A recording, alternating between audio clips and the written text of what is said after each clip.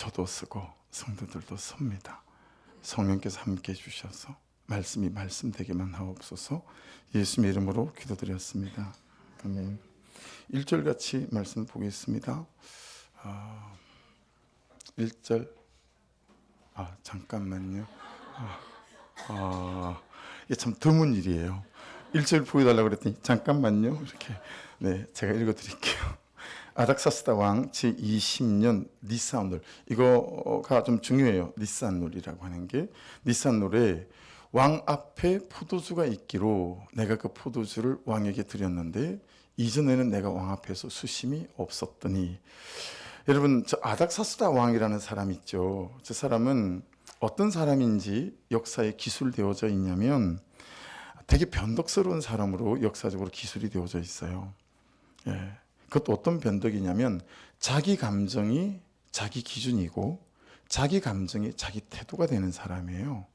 그래서 자기가 기분이 좋잖아요. 감정이 좋잖아요. 그러면 패스예요. 통과. 괜찮아. 통과.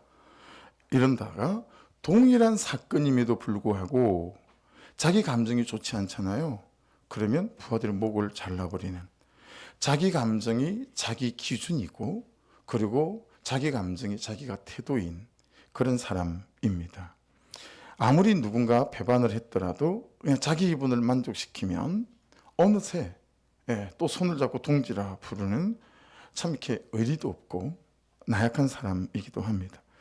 여러분, 나라에 이런 사람이 지도자이거나 또 군대에 있는 사람이 지휘관이면 이길 전쟁도 지는 전쟁이 되게 십상이죠. 그런데 안타깝게도 각 가정에도 이런 아버지가 있죠. 이런 어머니가 있고 이런 아내가 있고 이런 남편이 있고요. 때로는 이런 자식들이 있을 수도 있습니다. 자기 감정이 자기 기준이고 자기 감정이 아내와 남편 그리고 가족을 대하는 태도가 되는 사람, 이런 사람들이 있죠. 만일에 내가 그렇다면 그런 나를 어떻게 해야 될까? 그리고 가족 구성원 중에 누가 그런 사람이라면 또 그런 사람들을 우리는 어떻게 받아내야 될까라고 하는 것입니다. 1장, 지난주에 봤던 1장 3절 말씀부터 조금 구절이 길지만 다시 천천히 말씀을 한번 보십시다. 그들이 내게 이르되 사로잡힘을 면하고 남아있는 자들이 그 지방 거기에서 큰 환난을 당하고 능력을 받으며 예루살렘의 성은 허물어지고 성문들은 불탔다 하는지라. 느헤미야 동생 하나니와 일단의 사람들이 예루살렘을 방문하고 와서 하는 말이었죠. 저기에 남아있는 자들은 누구라고 그랬어요? 포로로 잡혀오지 않고 있던 사람들과 70년 만에 이제 포로로 잡혀 있다가 돌아갔던 1차, 2차 기한했던 사람들이에요. 근데 엉망인 거죠. 4절, 내가 이 말을 듣고 느헤미야가 듣고 너무 슬펐어요. 수일 동안 울었어요. 그리고 하나님 앞에 금식하며 기도하여 5절, 이르되 하늘의 하나님 여호와 크고 두려우신 하나님이여 주를 사랑하고 주의 계명을 지키는 자에게 언약을 지키시며 긍휼을 베푸시는 주여 간구하나이다. 하나님이 어떤 분이신지를 아는 게 너무 중요하죠. 6절, 이제 종이 주의 종들인 이스라엘 자손을 위하여 주야로 기도하며. 여러분, 주야로 기도했다라고 하는 표현은 정말 24시간 그 하나님 앞에 머물렀다라고 하는 거죠. 얼마나 다급하고 간절했는지 모르죠. 우리 이스라엘 자손이 주께 범죄한 죄들을 자복하오니. 자, 먼저는 이스라엘 자손이 주께 범죄한 죄들을 자복하죠. 여러분, 아내와 남편의 죄가 아니라 그 아내와 남편의 죄를 나의 죄로 가져왔어요. 자식들의 죄를 나의 죄로 가져왔어요. 그리고 내 죄입니다라고 하는 표현이에요. 그러면서 주는 주를 기울이시며 눈을 여시사 종의 기도를 들으시옵소서. 나와 내 아버지의 집이 범죄했대요. 7절, 주를 향하여 크게 악을 행하여 주께서 주의 종 모세에게 명하신 계명과 율례와 규례를 지키지 아니하였나이다. 죄를 정확하게 딱 짚었죠. 이런 죄가 저에게, 우리 민족과 제 아버지와 조상에게 있었습니다 라고 죄를 인정하고 죄를 고백했어요. 8절, 옛적에 주께서 주의 종 모세에게 명령하여 이르시되 만일 너희가 범죄하면 내가 너희를 여러 나라 가운데 흩을 것이요. 자, 8절부터서는 이제 말씀을 붙잡고 기도해요. 여러분, 느헤미야서를 풀어내는 중요한 원리예요. 말씀을 붙잡고 기도해요. 9절, 만일 내게로 돌아와 내 계명을 지켜 행하면 너희 쫓긴 자가 하늘 끝에 있을지라도 아무리 망했다 할지라도 정말 동서남북이 다 막히고 하늘도 막힌 것처럼 보일지라도 내가 거기서부터 그들을 모아 내 이름을 두르고 택한 곳에 돌아오게 하리라. 회복시키고 역전시킨다라는 거죠. 하신 말씀을 이제 청하건대 하나님 이런 말씀 하셨잖아요. 이 말씀 기억하시죠? 라는 거죠. 10절. 이들은 주께서 일찍이 큰 권능과 강한 손으로 구속하신 주의 종들이요 주의 백성입니다. 출애굽을 통해서 홍해를 건너서 여기까지 인도하신 하나님의 자녀들 아닙니까? 라고 그가 말씀을 붙잡고 하나님께 기도하는 대목입니다. 여러분, 느헤미야는요, 성전이 무너지고 예루살렘의 성벽을 쌓는 일이 벽돌 하나도 놓지 못하고 있는 현실에 대하여 낙심했어요.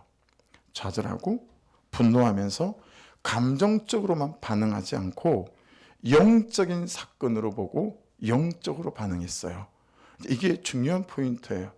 여러분들은 가정에 일어나는 일을 영적으로 해석하십니까? 그리고 영적으로 반응하십니까?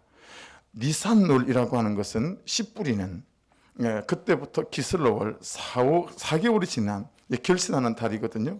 예루살렘을 소식을 들은 느헤미야의 반응이 네 가지였습니다. 그렇죠? 첫 번째 반응은 슬퍼해서 울었어요. 두 번째 반응은 금식하며 기도했죠. 그래서 감정적인 반응만 하지 않았다라는 거예요. 여러분들이 인간이기 때문에 자식에게 화낼 수 있어요. 아내에게 남편에게 화낼 수 있죠. 그렇죠? 하지만 그 감정적인 반응만 하고 금식하며 기도하는 영적인 반응을 하지 않는다면 자기 삶을 잘 돌아보셔야 해요. 세 번째는 뭐 했습니까? 민족과 조상의 죄를 자신의 죄로 가져왔어요. 그의 죄입니다. 내 옳고 그름의 기준으로 그를 타박하고 그에게 원망하고 불평하는 것을 하지 않고 그의 죄로 내 가슴으로 끌고 들어왔죠. 네 번째는 뭐 했어요? 그리고 약속의 말씀에 의지해서 그가 말씀으로 기도했다라고 하는 것입니다. 여러분, 슬퍼서 우는 것은 다 하죠. 그건 다 합니다. 그렇죠? 혈기 부리고 옳고 그름의 잣대로 누구를 원망하고 저주하고 그놈 탓이라고 말하면서 분노하고 하는 일은 가르쳐 준 적이 없고 배워준 적이 없음에도 불구하고 다 잘합니다. 그렇죠? 여러분, 금식도 신앙생활 하는 분들 중에는 제법 많은 사람들이 하지 않습니까? 신앙생활 중에 그만한 무용담이 없기 때문이에요. 이거 왜 이래? 나 이대 나온 여자야. 이거 어떤 영화의 유명한 대사 아닙니까? 김혜수 씨가 한. 우리한테 이런 말은 안 통하지만 이거 왜 이래? 나 20일을 금식한 사람이야. 이건 통해요. 부끄럽고 창피하지만 제 전공 과목인 평판 중독 그리고 병든 열심으로 목회적 성공을 위해서 싹군 목사로 오랫동안 살 때 끄떡하면 제가 하는 말이 겸손한 척 실컷 잘 포장을 하고 난 다음에 제가 21일 금식을 3번이나 하고 3일 금식, 일주일 금식을 세지도 못한다고 무용담을 늘어놓았던 적이 한두 번이 아니었던 것 같습니다. 여러분, 신앙생활을 하는 우리에게 이만한 무용담이 어디 있겠어요? 그렇죠? 내가 얼마나 기도했던 사람인지 알아? 라고 하는 거죠. 내가 이만큼 참았다니까? 이런 거죠. 23살에 21살에 없는 집에 시집 와서 시동생들 넷을 밥해 먹이고 빨래해 가면서 내가 시동생 셋을 장가 보내고 내가 그랬다니까?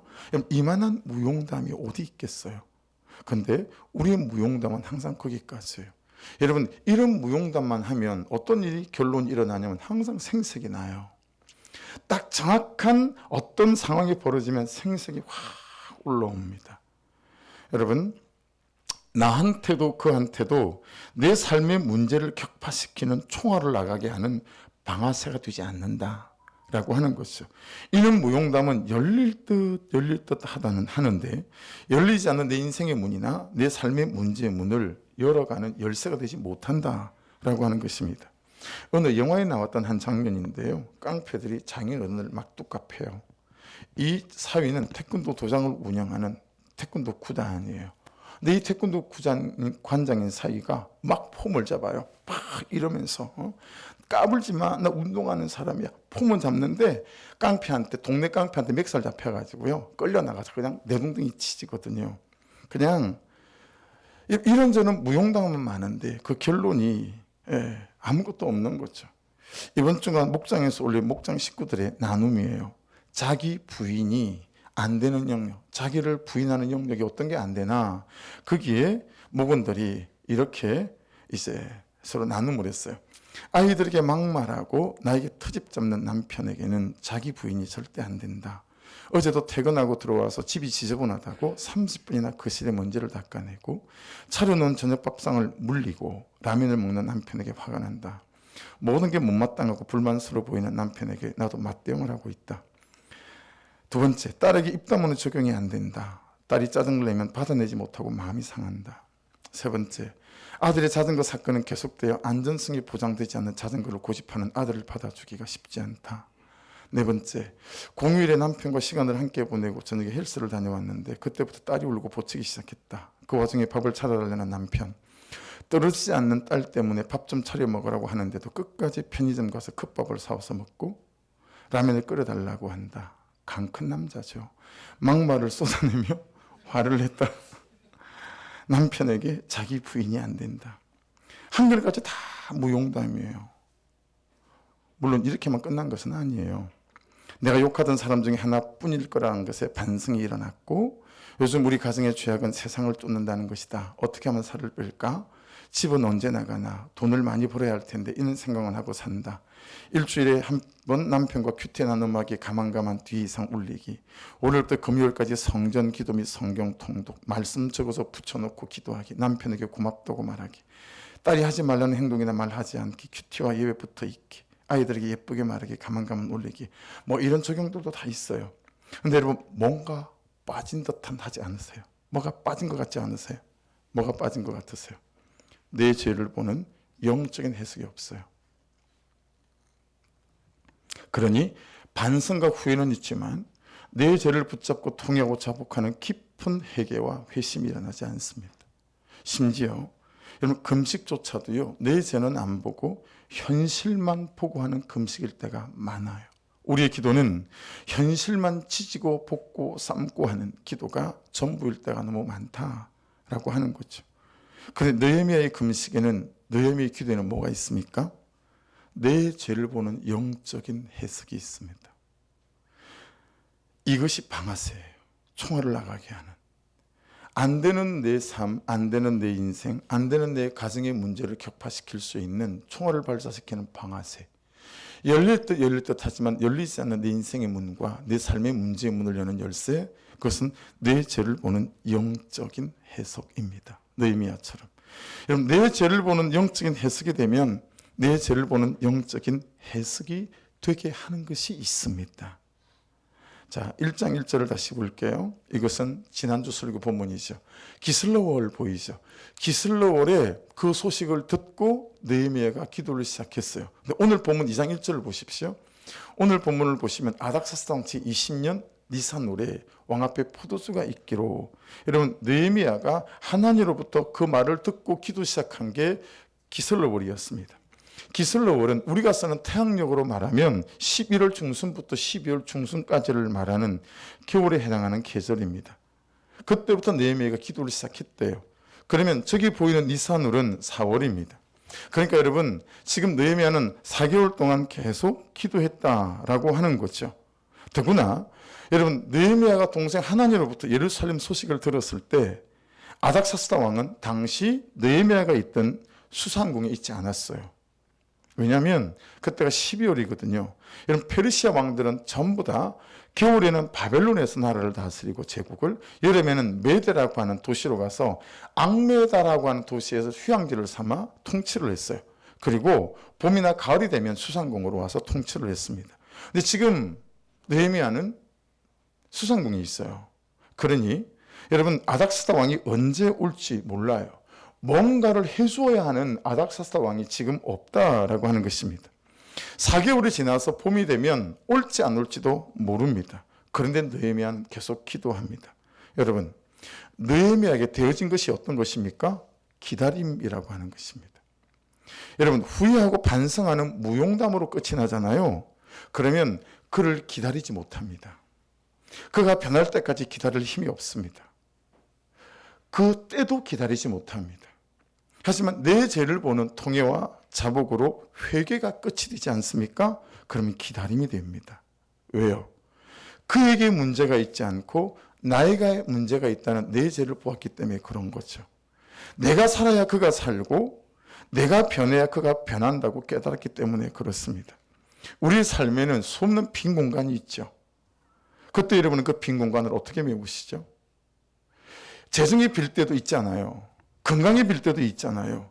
사랑받지 못하는 빈 공간, 사랑이 안 되는 빈 공간, 여러분은 그 빈 공간들을 어떻게 메워 나가십니까? 우리의 삶에는 수없는 안 되는 삶의 시간과 공간들이 있습니다. 그렇죠? 그때 여러분은 그 안 되는 삶의 시간에 또 공간들을 무엇으로 메꾸어 내십니까? 몸부림을 치면서 기도로 메우시기도 하죠. 금식으로 메우실 때도 있습니다. 그런데요, 그런 기도와 금식이 내 죄를 보는 회개가 없으면 아무 일도 아무 변화도 일으키지 못하는 무용담으로 끝이 나고 만다라는 것입니다. 내 기도했다, 내 금식했다 라고 하는 것이죠. 가까운 친구가 형님이 운전하는 승차를 탔어요. 가는데 파리 한 마리가 들어온 거예요. 그 형님이 그냥 도착해서 파리를 쫓아냈으면 좋겠는데 운전을 하고 가는 와중에 파리를 쫓는다고 창문을 내렸다 올렸다 휘젓다 난리가 났어요. 아니나 다를까 커브를 돌면서 파리를 쫓는다고 휘젓다가 핸들이 꺾였어요. 그래서 마주오는 차하고 부딪힌 거죠. 이 친구는 다리가 부러지고 그 형님은 몇 개월간 병원 시세를 져야 하는 그런 사고가 일어났던 적이 있습니다. 여러분, 지혜 중에 가장 좋은 지혜는 기다리는 지혜입니다. 그것도 주의 뜻을 구하며 기다리는 지혜입니다. 더 좋은 지혜는 주님 자체를 구하며 기다리는 지혜이거든요. 그런데 무용담으로는 끝까지 안 기다려집니다. 느헤미야는 자기 죄를 보기에 넉 달 동안 아무런 응답이 없어도 지속적으로 기다리고 기도했습니다. 그리고 니산울이 되어져서 결실을 맺게 되어졌습니다. 여러분, 하나님께서는 우리를 왜 기다리게 하실까요? 생각해 보세요. 싱킹해 보세요. 왜 하나님께서 우리를 기다리게 하실까? 사실은 내가 기다리는 시간이 아니라 내가 준비되어지는 시간이기 때문에 그렇습니다. 그러니 이렇게 말하는 게 맞아요? 지금 무슨 시간이세요? 기다리는 시간입니다. 뭘 기다리는 시간인데요? 그 사람이 변화되는 걸 기다리는 시간이고요. 이 재정이 풀리는 걸 기다리는 시간이에요. 근데 사실은 이 기다림의 시간은 회개로 내가 준비되어져 가는 시간이다 라고 하는 것이죠. 여러분 생각해 보십시오. 다윗의 13년의 광야 생활은 사울 왕이 변화되는 것을 기다리는 시간이었을까요? 아니면 죄인된 다윗 자신 내면에 도사리고 있는 사울 왕보다 더한 사울 왕으로 살고 있는 이 내면 안의 사울을 쫓아내는 다윗이 온전한 하나님의 사람으로 준비되는 것을 기다리는 시간이었을까요? 이해되세요? 요셉의 13년의 보디발 집에서의 노예 생활은 자기를 팔아먹은 형들이 변화되어져서 야 동생 미안해 우리가 너무 잘못했어 라고 다시 요셉을 찾으러 오는 것을 기다리는 시간이었을까요? 아니면 요셉이 이 아버지 야곱의 세속적인 사랑을 믿고 장자나 입는 색동옷을 딱 입고 거들먹거린 자신의 교만한 죄를 회개하고 이 하나님과 동행하는 사람으로 준비되는 것을 하나님이 기다렸던 시간이었을까요? 우리는 내가 하나님을 기다린다고 말하는데 사실은 하나님이 나를 기다리는 시간이에요. 여러분, 뭔가 부족한 시간을 보내세요? 뭔가 안 되는 시간을 보내세요? 그러면 이 시간은 하나님이 여러분을 기다리는 시간이에요. 여러분이 여러분의 죄를 보시고 여러분의 안에 있는 그 죄된 것들을 쫓아내고 하나님 그분을 구하는 사람이 되어지기까지 하나님이 인내하며 여러분을 기다리는 시간이다 라고 성경은 우리에게 말씀하십니다. 지금 저희 시간과 지금 여러분의 시간은 하나님이 우리를 기다리는 시간인 줄로 믿습니다. 지금 저희 현실과 지금 여러분의 현실은 하나님이 나를 기다리는 시간이다 라고 하는 것입니다. 저는 목회적인 성공을 꿈꾸며 부흥을 기다렸거든요. 그런데 하나님은 부흥을 기다린 적이 없었다라는 거죠. 하나님은 저를 기다리신 거예요. 제가 영적인 철이 될 때까지 내가 이 병든 열심이 얼마나 하나님 그분에게 악이고 죄인지를 깨닫기까지 기다리신 거죠. 따라해 보십시오. 내가 내 죄를 보는 날을 기다리시고 내가 죄인인 줄 아는 그날을 기다리시고 내가 아무 자격도 어떤 자격도 없는 사람인 줄 아는 그날을 기다리신다. 틀림없습니다. 성도들의 자녀들을 제가 항상 기도할 때 빠뜨리지 않는 기도가 있어요. 하나님, 이 아들에게 기회의 축복을 주소서. 인생의 모퉁이를 돌았을 때마다 기회가 기다릴 수 있는 아이가 되게 도와주소서. 그러면 연이어 꼭 하는 기도가 있습니다. 하나님, 그래서 이 아들이 준비되게 도와주십시오. 준비되어져서 하나님이 기회를 주실 때 그 기회를 잡을 수 있는 아들이 될 수 있도록 은혜를 부어 주시옵소서. 이 기도를 꼭 연이어서 합니다. 여러분, 세상에서 가장 큰 준비는 내가 죄인이라는 사실을 아는 준비입니다. 내 죄 때문이라는 사실을 아는 준비입니다.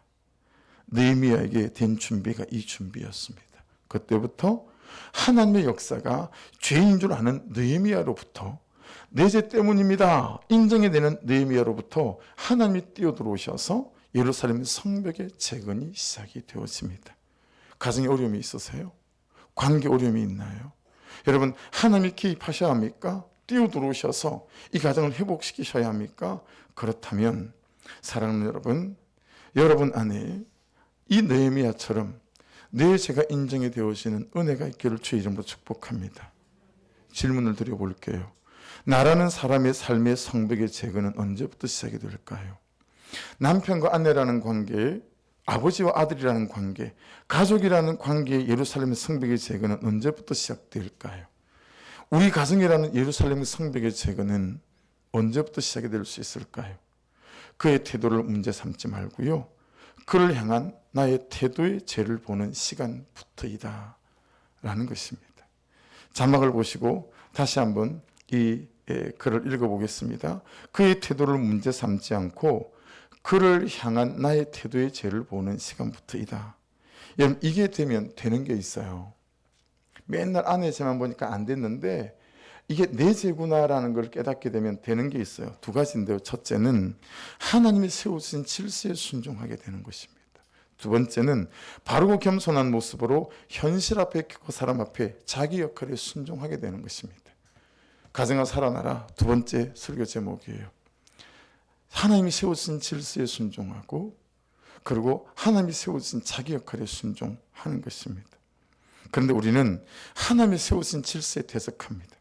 그리고 아내가 남편의 역할을 가르치는 일과 남편이 아내의 역할을 가르치는 일에 인생의 반을 보내고요. 그리고 나머지 인생의 반은 어디에 보내는지 아십니까? 마음에 차지하는 상대방의 역할에 불평하고 원망하고 미워하고 혈기 부리는데 인생의 반을 씁니다.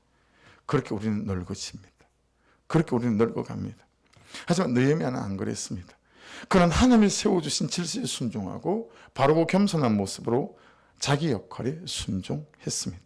다시 말씀드리지만 느헤미야가 섬기는 아닥사스다 왕은 일단 사람이 변덕스러웠고요. 그것도 어떤 변덕이냐면 자기 감정이 자기 기준이었던 그런 사람이었습니다. 여러분, 안타깝게도 우리 가정에는 이런 아버지, 이런 어머니, 이런 남편과 이런 아내가 수두룩하다라고 하는 것입니다. 적용 질문입니다. 혹시 여러분은 그런 남편은 아버지가 아니십니까? 혹시 여러분은 그런 아내이기나 남편이지는 않으십니까? 골로새 3장에 우리 가정에 대해서 정말 간략하게 딱 말씀해 있는 몇 구절이 있습니다. 아내들아, 남편에게 복종하라. 이는 주 안에서 마땅하니라. 여러분, 왜 남편에게 먼저 말하지 않고 아내에게 먼저 말했을까? 중요합니다. 성경의 질서, 순서 자체도요. 남편들아, 아내를 사랑하며 괴롭게 하지 말라. 자녀들아, 모든 일에 부모에게 순종하라. 자녀들은 잘 새겨 들으십시오. 자녀들아, 모든 일에 부모에게 순종하라. 이는 주 안에서 기쁘게 하는 것이니라. 21절, 아비들아, 너희 자녀를 노엽게 하지 말지니 낙심할까 함이라.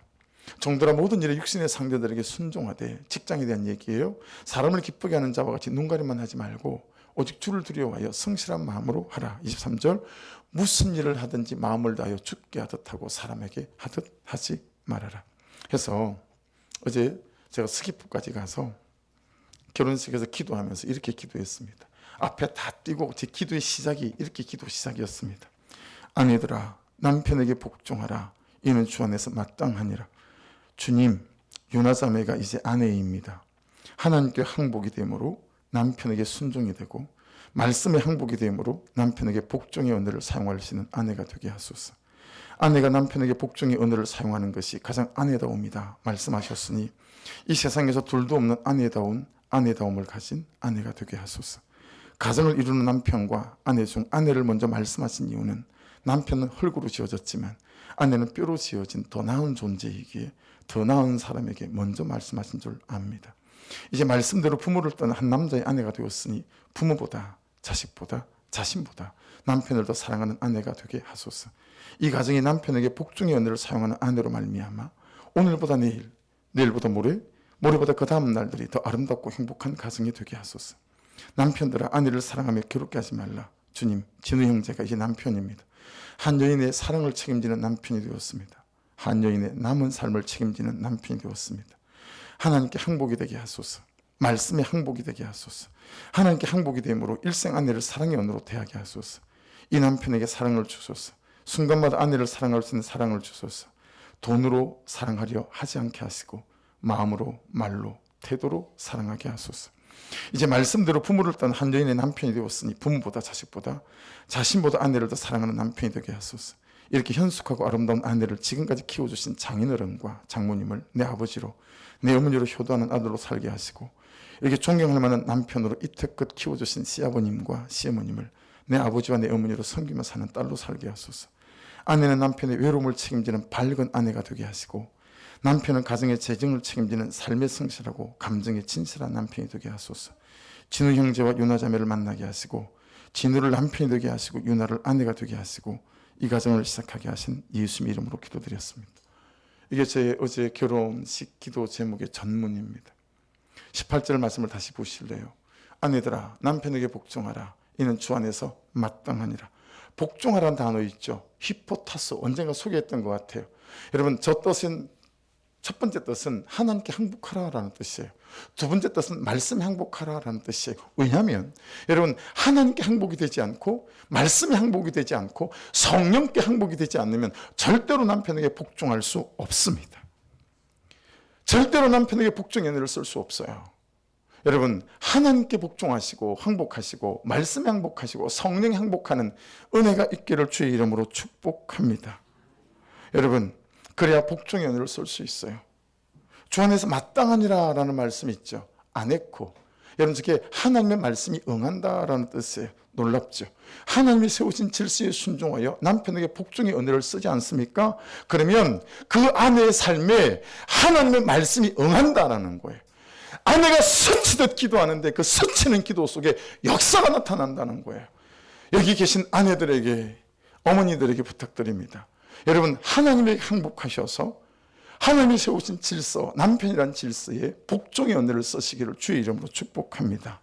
그러면 아내들의 생각과 스치는 기도에도 하나님께서 응하시는 역사가 나타날 줄 믿습니다. 남편들아, 아내를 사랑하고 괴롭게 하지 말라. 이 말씀은 에베소서 5장에 이렇게 풀어서 해석해서 설명을 했습니다. 에베소서 5장 25절부터 남편들은 잘 보십시오. 남편이 될 사람들도 잘 보십시오.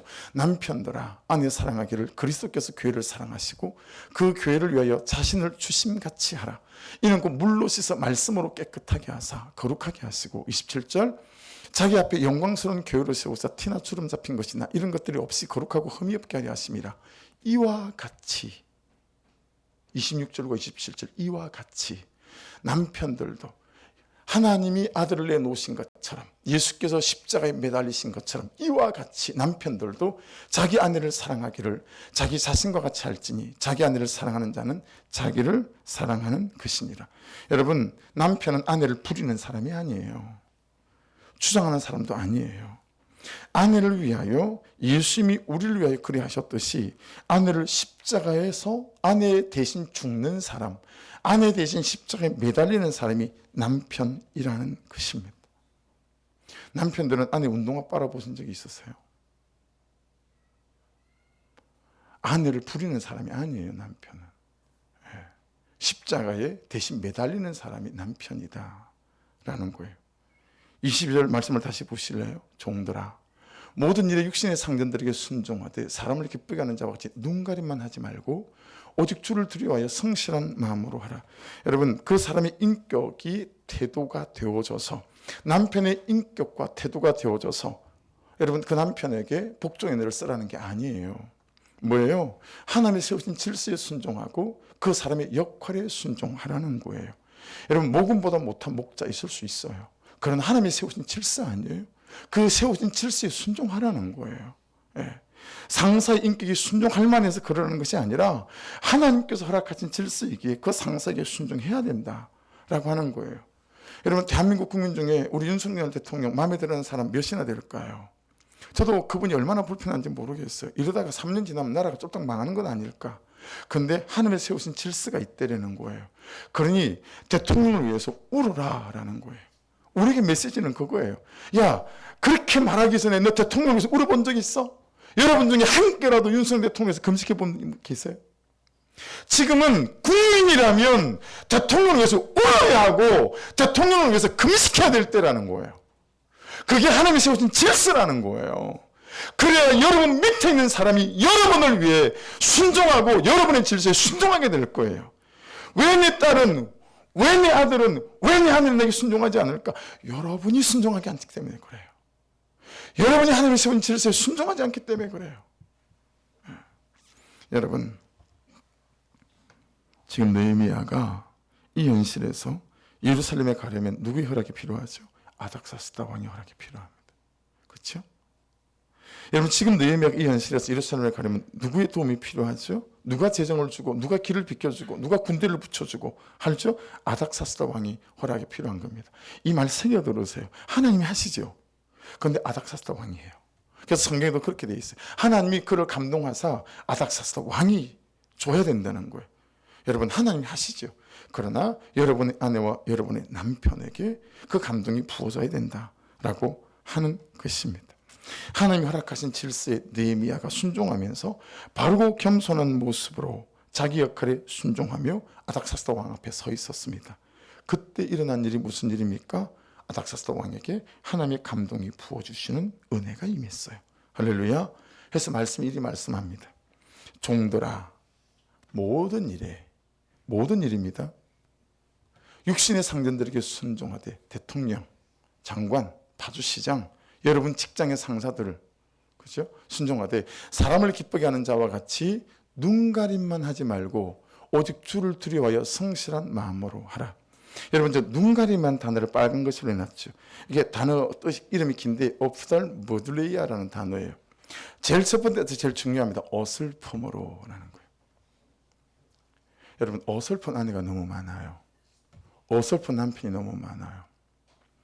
어제 결혼식에 참여하고 제주제일성결교회에 선배이기도 하고 스승이기도 하고 좋은 어른이기도 한 김홍영 목사님이 8개월 담임 목사님으로 청빙을 받아 가셔서 막역하신 선배고 스승이고 뭐 그래서 우리 교회도 부흥회를 2번인가 하셨잖아요.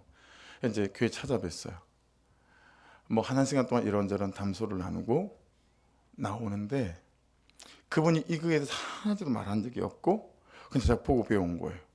나오는데 부교육자들을 대하는 시선과 태도, 그 부교육자실에 조그만 아기가 하나 있었는데 아기를 대하는 태도와 시선, 그리고 교회 로비로 나와서 그 교회 로비 아이들과 대하는 모습, 이걸 보면서 제 마음에 적잖은 임팩트가 있었어요. 너무 한 사람 한 사람 따뜻한 시선으로, 따뜻한 말로 그렇게 대하는 걸 보고 너무 제가 그런 좋은 목사가 되고 싶은 거예요. 그럼 여러분, 제가 하는 게 뭐죠? 전 훈련해요. 차에서 훈련하든 따로 훈련해요. 어젯밤에 아무도 없을 때 교회 현관으로 나가가지고 교회 현관에서부터 문을 열고 들어오는 거예요. 그러면서 애가 있는 것처럼 아이고 예뻐요. 아이고 집사님 오래간만입니다. 아이고 오늘 근사님 헤어스타일이 끝장인데, 이러면서 미친놈처럼 현관에서부터 이렇게 오면 연습을 하는 거예요. 여러분, 저는 잘 못하지만 전 정말 좋은 목사가 되고 싶어요. 따뜻한 목사가 되고 싶어요. 성도들의 어려움과 연약함을 잘 좀 돌아보는 사람이 되고 싶어요. 근데 제가 그쪽에 약해요. 그래서 저는 연습합니다. 어설픈 목사가 안 되고 싶어서. 어설픈 아내가 너무 많아요. 왜 아내를 연습하지 않죠? 왜 아내를 훈련하지 않는 거예요? 왜 어머니의 역할을 훈련하지 않는 거죠? 왜 자식의 모습을 훈련하지 않는 거죠? 안 되면 연습하고 훈련해야 되지 않겠어요? 혼자 남편이 들어왔다 치고, 그죠? 아내가 있다 치고, 너무너무 가정마다 어설픈 아내와 살려니 남편이 힘들고, 어설픈 남편과 살려니 아내들이 죽을 맛이에요. 여러분, 어설픈 부모들이 너무 많은 거예요. 왜 우리는 연습하고 훈련하지 않을까요? 왜 그 일을 위하여 우리는 울지 않을까요? 여러분, 여기에 눈 가림만 하고 엎으다리 묘돌리의 단어는 어설프다라는 거예요. 마지못해서 흉내만 내는. 그래서 마지막 뜻 보여주시겠어요? 마지막 뜻이 뭐예요? Give and take예요. 내가 이만큼 했으니 너도 이만큼 해. 일생을 이루고 살아가요. 가정 안에서. 여러분, 부부간에 give and take가 얼마나 많습니까? 이런 삶에 뭐가 없어요? 감동이 없습니다. 단도직입적으로 한번 여쭤볼게요. 여러분, 우리는 그 사람이 감동할 때까지 하나님이 세우신 질서에 순종하면서 복종의 언어를 쓰고 사랑의 언어를 쓰면서 겸손하게 역할에 순종하며 살아보신 적이 있으세요? 그 사람이 순종할 때까지, 그 사람이 감동할 때까지, 아무 토달지 않고 그 사람이 감동할 때까지 말입니다. 여러분, 우리는 이 현실에 감동할 때까지 하나님이 세우신 질서에 순종하면서 복종의 언어를 쓰고 사랑의 언어를 쓰면서 바르고 겸손하게 이 현실 앞에 서 있어 본 적이 있으십니까? 이게 왜 안 될까요? 이게 왜 안 되는지 아세요, 여러분? 하나님의 마음을 사본 적이 없기 때문에 그래요. 이는 말 익숙하세요? 하나님의 마음을 샀어요. 내가 하나님의 마음을 샀다. 이는 표현. 제가 97년에 멕시코 선교를 갔을 때, 이 멕시코는 모든 볼만한 것이나 유적지가 다 산에 있습니다. 산 꼭대기 올라가서 그것을 보고 버스를 타는데 11살쯤 우리 나이로 말하면 한 초등학교 4학년 5학년쯤 돼 보이는 아이 하나가 버스 앞에 서 있었어요. 그리고 너무 화난 얼굴로 막 인사를 하는 거예요. 근데 탔어요. 왜 저러나 저 아이가. 여러분, 버스가 어떻게 내려오냐면 이렇게 내려와요. 그냥 거의 산 끝까지 갔다가 거기서 또 돌아서 이렇게 내려오거든요. 근데 버스 탈 때 만났던 아이가 여기를 가는데 거기 서 있어요. 여기를 오는데 여기 서 있어요. 여기를 오는데 여기 서 있어요. 이 아이는 다이렉트로 뛰는 거예요. 이해되시죠? 버스가 이렇게 막 갈지자를 갈 동안 얘는 다이렉트로 뛰면서 계속 버스가 지나갈 때마다 먼저 도착해서 막 웃는 거예요. 주차장에 도착했거든요. 그랬더니 딱 버스가 서니까 내려야 되잖아요. 산에 올라가는 버스를 탔으니, 셔틀을 탔으니. 근데 그 앞에 4살, 5살, 7살까지 돼 보이는 이 아이의 동생들이 코를 찔찔 흘리며 불면 날아갈 듯한 이상하게 만든, 손으로 만든 그런 걸 들고 아이들이 4-5명 줄을 서 있는 거예요. 간에 수공업 한 거. 그걸 사달리는 거죠. 제가 그 모습이 너무 먹먹했어요. 그래서 그때 여러분 제가 하나님의 마음을 샀어요. 하나님, 제 인생의 일부를 이 아이들을 위해서 제가 살겠습니다. 그래서는 은퇴하면 2년간 멕시코 원주민 인디오 아이들을 위해서 헌신을 거듭했습니다. 너무너무 가기 싫습니다. 그래서 이 예화는 어지간하면 잘 안 하려고 오늘도 뺐다 넣었다 자꾸 말하면 가야 될 것 같아가지고 우리 마누라는 안 따라간대요. 나쁜 여자예요. 혼자 했으니까 혼자 가라는 거예요. 여러분, 맨날 착하다고 그러는데 안 착해요. 저 혼자 그래 가야 돼요. 여러분, 그 조사를 해보니까 그 당시 멕시코는 있잖아요. 100만 원이 나오잖아요. GDP가. 그러면 3%의 스페인계가 97만 원을 갖고 가요. 3명이 97만 원을 가져요. 그럼 97명이 남잖아요. 97명이 3만 원을 나눠 먹는 거예요. 이게 스페인 경제였어요. 근데 그 중에도 멕시코 원주민 인디오는 4가지가 박탈되어 있어요. 교육을 받을 권리와 주택을 가질 권리와 직장을 가질 권리와 또 뭔가 있는데. 그래서 너무너무 가슴이 아파서 그때 멕시코 원주민 아이들을 위한 마음을 샀죠. 하나님, 이 아이들을 위해서 내가 내 인생의 일부를 정말 드리고 싶습니다. 그래서 저는 은퇴하면 제일 하고 싶은 사역이 구제 사역인 거죠. 네. 여러분, 느헤미야가 아닥사스다 왕에게 그렇게 자기 역할에 순종하며 잘 서 있었던 이유는 여러분, 그 이스라엘 백성들을 향한 하나님의 심정을, 아버지 하나님의 마음을 산 거예요. 이해되시죠? 잘 들으십시오. 이건 사람의 마음먹기와 달라요. 사람이 결단하는 것과 다릅니다. 우리가 부부라는 관계, 부모와 자식이라는 관계, 가족이라는 관계를 실패하는 이유는 사람이 결단하기 때문에 그래요. 나 이제 잘할 거야. 진짜 잘할 거야. 나 이제 하던 대로 안 살 거야. 막 그렇게 남편이 아내에 대하여 결단하고, 아내가 남편에 대하여 결단하고, 부모가 자식에 대하여 결단하고, 자식이 부모에 대해 그런 마음을 먹잖아요. 그렇죠? 그럴 때가 있잖아요. 근데요, 안 돼요. 왜냐하면 사람이 마음을 먹었기 때문에 그래요. 하나님의 심정으로 하나님의 마음을 사야 해요. 느헤미야는 수일 동안 울고 3일 동안 금식하면서 예루살렘에 대한 애통한 하나님의 심정을 샀어요. 이해되시죠? 그래서 그는 이 불합리한 사람, 아닥사스다 왕, 이 불합리한 현실을 하나님이 세워주신 질서라 믿고 순종합니다. 그 역할에 순종하고 바르고 겸손하게 자기의 역할에 순종할 수 있었다라고 하는 것입니다. 믿음으로 하는 일인데 무슨 상관이고 부모나 상사가 무슨 상관이냐 하는 것은 잘못된 태도입니다. 여러분, 질서에 순종하며 기다리는 훈련을 해야 합니다. 그래서 하나님은 먼저 나를 겸손하게 하십니다. 세상에 자기 죄를 보지 못하면서 겸손한 사람을 본 적 있으십니까? 세상에 자기 죄를 인정하지 않으면서 겸손한 사람을 보신 적 있으십니까? 사람의 결단으로 안 됩니다. 사람의 성품으로 안 됩니다. 먼저 하나님의 마음을 사야 해요. 당신의 아들을 십자가에 내놓으신 하나님의 심정이 내 안에 부어져야 됩니다. 하나님의 마음을 사려면 이 사람과 이 현실을 가지고 하나님 앞에 나아가야 합니다. 그리고 하나님의 마음을 사서 하나님의 세우신 질서에 순종할 때 사람을 감동시키고 현실을 감동시킬 수 있습니다. 이것이 그리스도인이 하나님을 믿는 사람이 예수를 나의 구주로 믿는 사람들이 살아가는 삶의 순서입니다. 이 순서대로 살아가셔야 됩니다.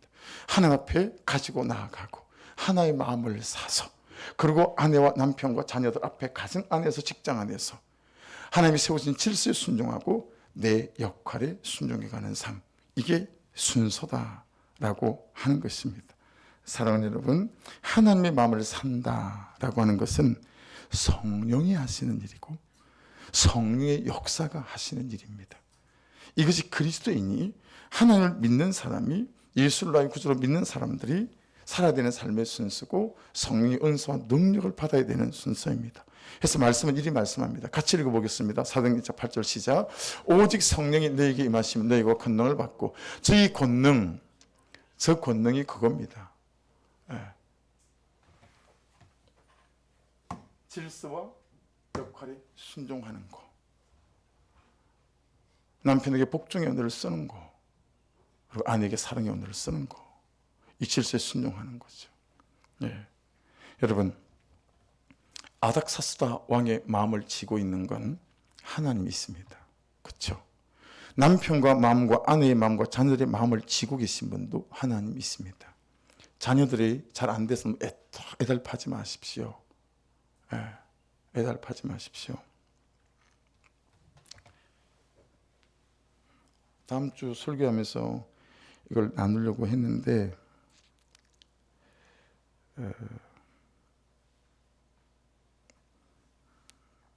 새벽에 눈이 뜨자마자 그냥 침상에서 기도하다가 하나님, 때가 이런데 제가 또 목세를 가야 될까요? 이제 다음 주 말고 그 다음 주거든요. 목세를 가야 될까요? 그냥 제 목세를 이번에는 안 가야 될 것 같습니다. 타이밍으로는 제가 다시 한번 또 이렇게 충전을 받아야 될 때인 것 같은데, 건강으로나 뭐로나. 근데 하나님, 그냥 이번에는 성전 이전도 있고 제가 못 갈 것 같습니다. 이제 그렇게 막 기도를 했죠. 새벽 3시 50분에 눈을 떴습니다. 주님, 제가 가지 않는 것이 맞지 않을까요? 월요일부터 6월 30일까지 성전 중수 기도회도 선포했고, 또 업자들도 일을 들어와야 하고 계속 저한테 물을 텐데 제가 할 일도 많습니다.